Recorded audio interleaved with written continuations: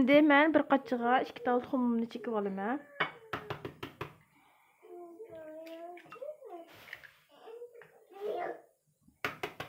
2 dal toxumum bilen yarım çay stakan sütümni koyup bularını bir ravuz arlaştırma. Mana bularını bir ravuz arlaştıray.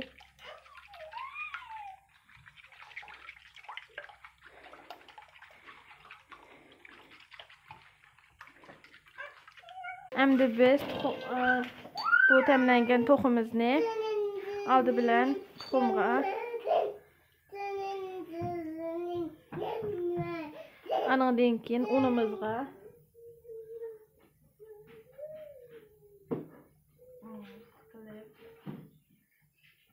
ravuz unduduq. Mana ko'rdinglar. Endi yana toxumga anandan keyin yana unga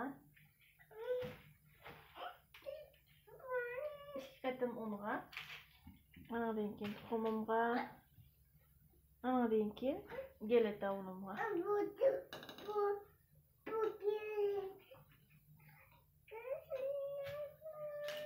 hammasini bu şekilde kıyıp mana gelip tayyor qilib oldim. Hammasini 2 qatim unga 1 qatim geleta unga.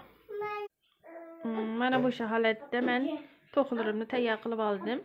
Endi men qozonimga yog' qo'yib, buni o'choqqa qo'yib isitdim. Mana qozonimizning yog'i qizyapti. Bu mening davomli bir narsa qizadigan yog'im. Qazonim bu qizaydapti. Endi biz bu to'qimizni qizigan qozonimizga bismillah. Boş qiziydi shunda. Pishidi. Ben bek qizitib etmayman chunki oshxonamning yog'lashib qilishidan qo'rqaman. Shunday boş pishqanini qilgandan keyin men bu statqimni ichib etaman.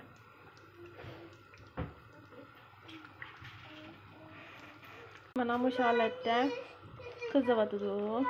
Pishyapti.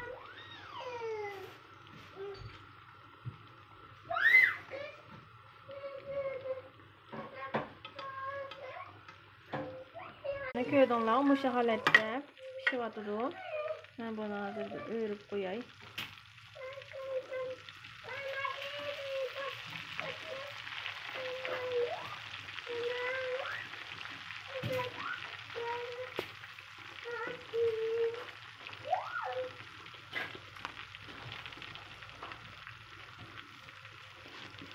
Buni cho'qimalarda fırında pişarsınız da yaxshi deb deydiganlar bor, mencha yo'q emas.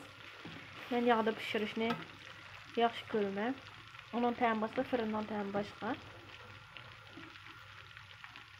Bo'sh o'tda bu holatda pishiraman. Bu holatda bir tarafni bir tarafga, birdan bir tarafni shunda o'rib turib pishirsanlar bo'ldi. Yani bu kebap için temlik, çürük toku göçü desem buludu. Toku parçası. Ben kebap için yaptığım için kebap için de kıldım. Bana çünkü çürük bulavatıdı. Zaten her kök üstü mesela.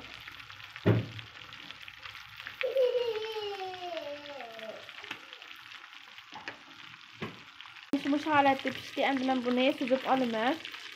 Botumunu çürütüp bunu süzüp alayım. Mana ko'rdinglar, shunchalik churib chiqilib, rangi ham shunchalik chiroyli. Ta'mini ham shu kebab uchun yaxshi ko'rganlar uchun. Ko'rdinglar, shunchalik churib. Mana. Bu holatda sinab baqsanlar bo'ldi, churib, ham rangimi chiroyli, shunday chiqdi. Cho'qim sinab baqinglar.